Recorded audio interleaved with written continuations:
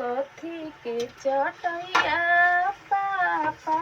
बैठल बड़ा हो हमरा के बैठले बड़ा हो हमरा के बैठले बड़ा हो उसके चटैया बेटी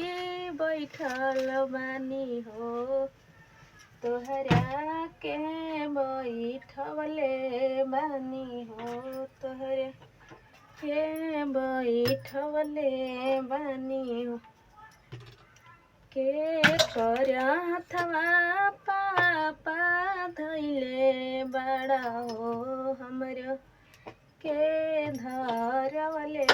बड़ा हो हमरा के धरवले बड़ा हो के करथवा पापा धैले बड़ा हो हमरा के धरवले बड़ा हो हमरा के धरवले बड़ा हो दामाद के हथवा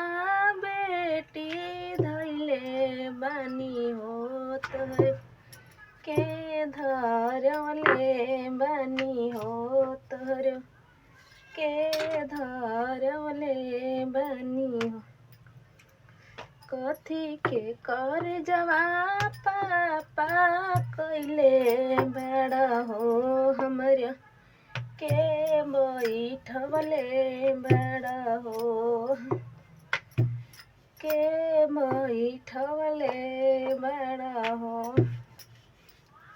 कठ के कर जवा बेटी कैले बानी हो तोहरा के बैठले बानी हो तोहर के बैठले बानी हो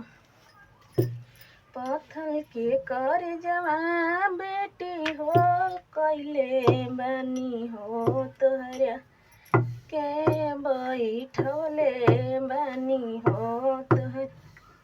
के बैठले बानी हो कथी के चटैया चाचा बैठल बानी हो हमरो के बैठले बानी हो हमरो के बैठले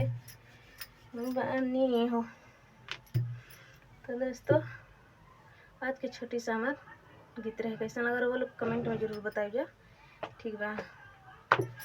काम के साथ साथ वीडियो बनावे के पड़ता का करी तनी सपोर्ट करेंगे सब्सक्राइब करेंगे। ठीक बा सपोर्ट करब जा हम तो सबके सपोर्ट करी ना। ठीक बा सपोर्ट करब जा अगर सपोर्ट रो लोग के ना मिलत हुई तो हम फुल सपोर्ट करब। ठीक बा कमेंट जरूर करब जा हम हुई नहीं रोआ सबके सपोर्ट करब अगर नया नया हो खब जाता बहुत रोआ लोग के सपोर्ट हम करब सपोर्ट करेंगे लाइक करेंगे सब्सक्राइब करेंगे। वीडियो ज़्यादा बड़ा हो जाए समाप्त करते नहीं।